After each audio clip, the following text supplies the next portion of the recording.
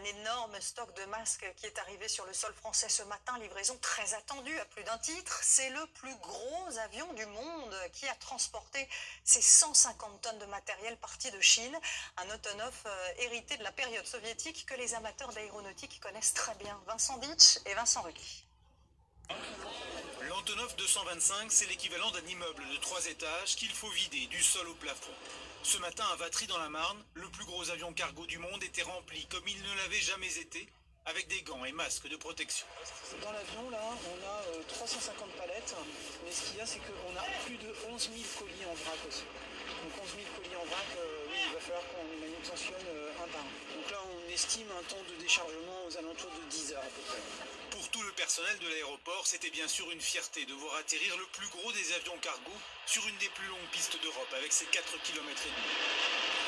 Car l'Antonov 225, c'est un modèle unique, capable avec ses 32 roues et 6 turboréacteurs de transporter 250 tonnes de matériel. Il n'avait pas atterri en France depuis plus de 6 ans et n'est peut-être pas prêt d'y revenir. Car l'activité du fret aérien est exceptionnelle actuellement entre la Chine et le reste du monde. Il y a énormément de demandes aujourd'hui sur les cargos, puisqu'effectivement beaucoup de gens parlent aujourd'hui donc de ponts aériens. Vous avez même les avions passagers qui sont convertis en vol cargo avec des cartons qui sont chargés sur les sièges des avions passagers. À raison de 2 vols cargo par jour, l'aéroport de Paris-Vatry a d'ailleurs un planning déjà très chargé. On a pour l'instant un calendrier qui nous amène jusqu'à la fin du mois de mai. Quant à l'énorme cargaison de masques et gants arrivés ce matin, sa destination reste encore secrète par mesure de sécurité. C'est une seule grande entreprise française qui l'a commandée pour protéger tous ses salariés en Europe.